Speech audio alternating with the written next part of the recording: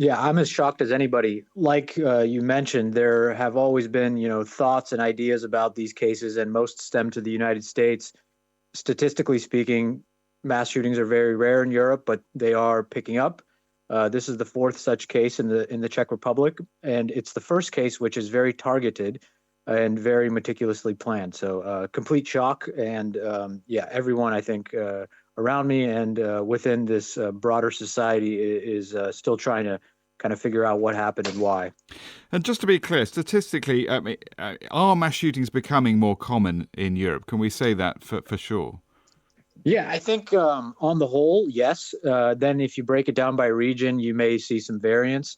In the Central and Eastern European parts, there's definitely more and more cases that are carried out by young offenders, and most of them are copycat killers. So they were, self-radicalized through the internet, and it seems to be becoming a bigger and bigger problem. And is it an imported phenomenon, imported from the US, do you believe? Well, I think it's difficult to say because a lot of attackers could emulate attackers that are not from the U.S., but then those attackers had emulated American mass shooters, specifically the 1999 Columbine mass shooting, which were carried out by two offenders. That seems to serve as some kind of blueprint. And everything that's happened afterwards with regard to school shootings and shootings in institutions of higher education, they seem to be following a similar trajectory.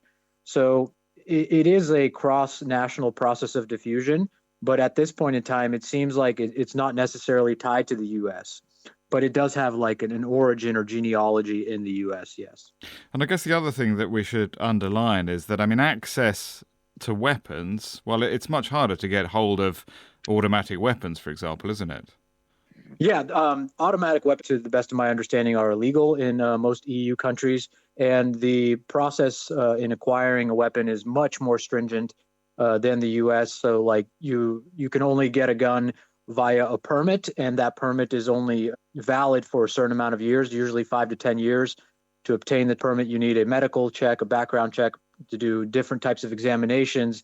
And yeah, like there's a massive system in place to regulate weapons, which unfortunately, in the case of yesterday, the offender appears to have been a good student and did not have any run-ins with law enforcement, to the best of our knowledge. So Mm.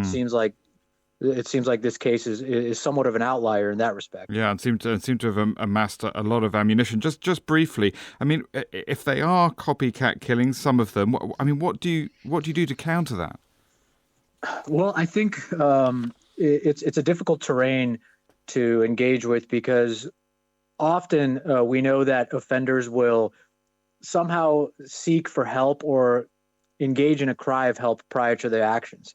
And often with the young offenders, such as the case of yesterday, you did have social media posts and some kind of online engagement in which there were depressive and suicidal statements made.